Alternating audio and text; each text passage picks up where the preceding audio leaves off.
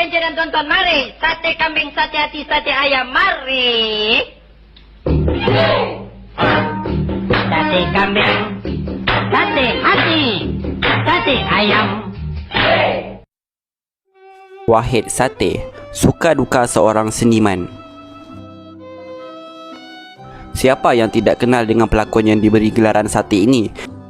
Beliau merupakan pelakon, pelawak dan penyanyi yang cukup popular ketika zaman kegemilangan perfilman Melayu pada waktu dulu. Wahid Sate atau nama sebenarnya Haji Abdul Wahid bin Haji Ahmad dilahirkan pada tahun 1930 di Indragiri, Sumatera, Indonesia. Seterusnya berpindah ke Singapura pada tahun 1935.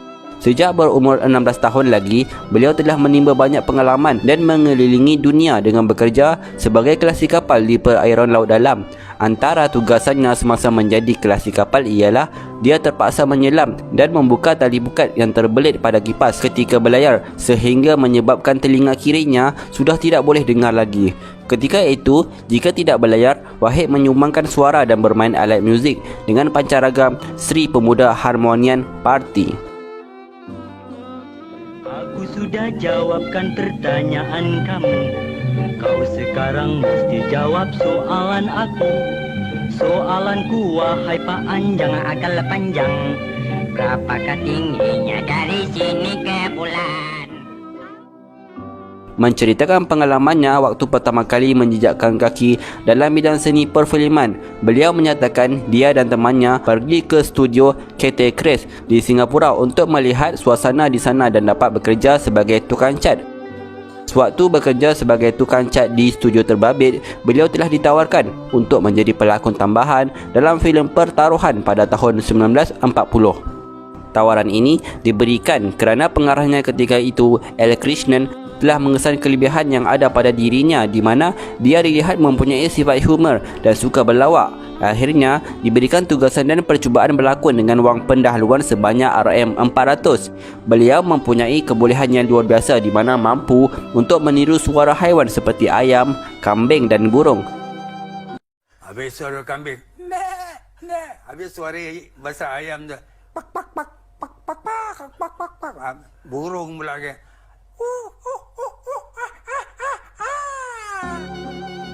Kelebihannya itu digunakan oleh pengarah untuk digunakan sebagai latar belakang bagi sesebuah filem. Apabila pihak KT Chris mula percaya dengan bakatnya, beliau akhirnya diangkat menjadi resident artis dengan gaji bulanan sebanyak RM600. Beliau yang terkenal dengan gelaran Wahid Sate itu pernah menyatakan bahawa gelaran nama Sate tersebut diberikan oleh pemilik pertubuhan KT Chris iaitu Lok Wan Tho. Kisahnya bermula semasa filem Pontianak lakonannya bersama Maria Manado yang ditayangkan pada tahun 1957 telah mendapat kutipan pecah panggung.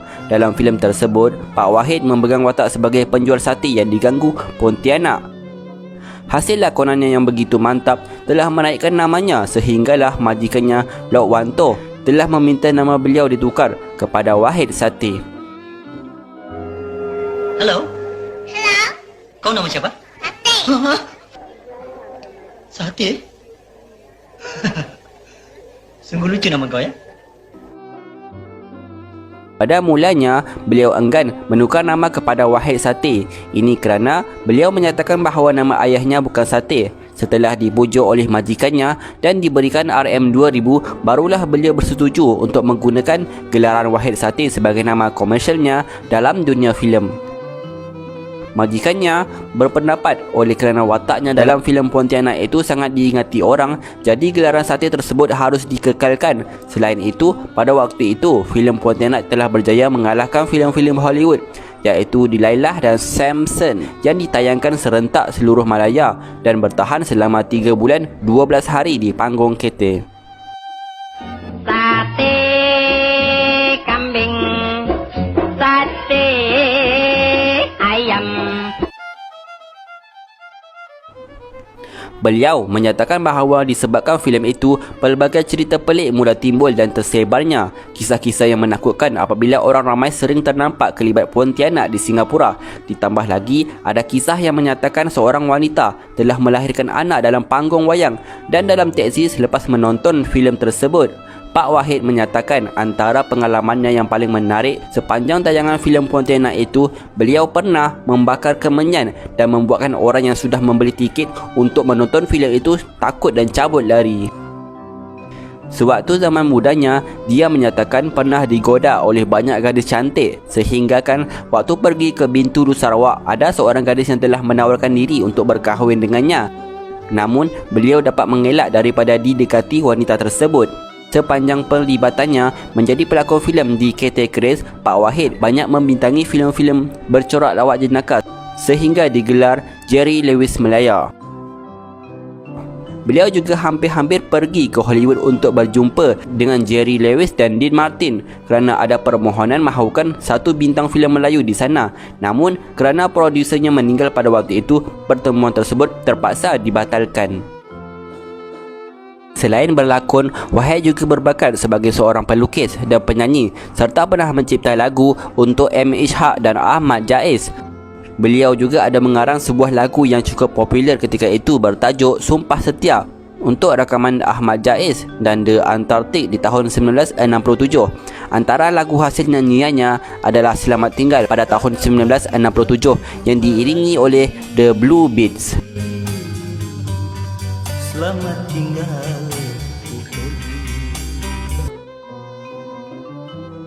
Beliau banyak membintangi filem-filem tempatan dengan memegang watak utama di dalam filem. Di antara filem-filem popular lakonannya adalah Badang, Pak Pandir Moden, Puteri Gunung Ledang, Naga Tasik Cini, Cik Mamat Parang Tumpul dan banyak lagi. Antara pengalaman yang suka dilupakan sepanjang bergelar anak sini adalah dalam filem Badang.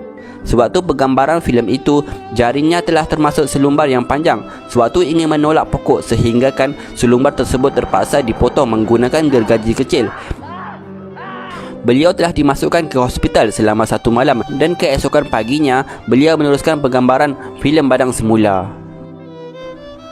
Dalam babak yang melibatkan Wahid dikehendaki melawan gajah pula merupakan pengalaman yang paling menakutkan.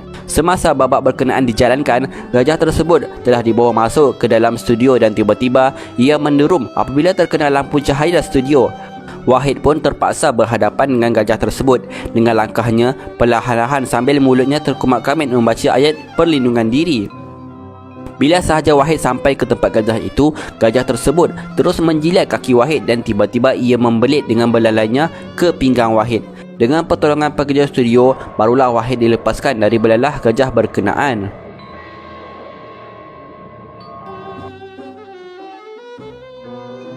Seterusnya, dalam babak yang melibatkan makan muntah gergasi pula, muntah yang digunakan adalah merupakan kuah dalca yang dibeli di Changi beserta prata dan 8 batang roti.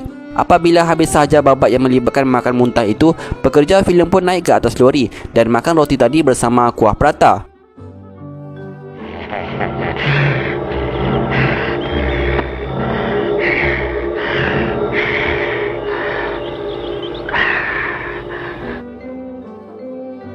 Perkara yang paling mengejutkan beliau dalam filem Badang adalah apabila mengetahui sungai yang dijadikan lokasi filem Badang itu mempunyai buaya di dalamnya. Itu pun beliau dapat tahu setelah habis penggambaran filem dibuat. Beliau dilihat masih aktif dalam membintangi filem-filem tempatan hingga ke hari ini, di mana pada tahun 2004 beliau telah diberikan tawaran berlakon dalam filem Pontianak Harum Sundal Malam arahan pengarah Suhaimi Baba yang memegang watak sebagai pembesar istana. Seterusnya, pada tahun berikutnya beliau sekali lagi diberikan tawaran berlakon bersama legenda pelawak nombor 1 Malaysia, iaitu dalam filem Senario XX pada tahun 2005 dengan memegang watak sebagai Tok Ketua. Yang sebenarnya ini sarung jemalah. Hei, kau ni tak ada kerja lain ke?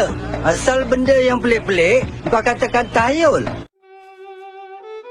Sepanjang pembabitannya dalam industri perfilman, beliau telah memenangi beberapa anugerah khas seperti anugerah Oscar Black Gold bagi kategori pelakon lelaki terbaik di Pesta Filem Asia di Manila pada tahun 1963. Pelawak terbaik dalam Pesta Filem Asia di Taiwan pada 1966 dan anugerah Perdana Emas oleh Mediacorp dalam acara Pesta Perdana 2007.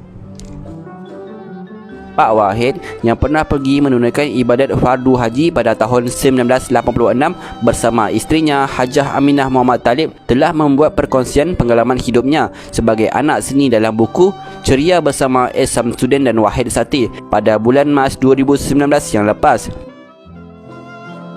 Bapa kepada 6 orang anak ini berharap penerbitan buku tersebut akan dapat meninggalkan sedikit catatan untuk dikenang peminat yang masih menghargai bakat seni mereka sehingga ke hari ini.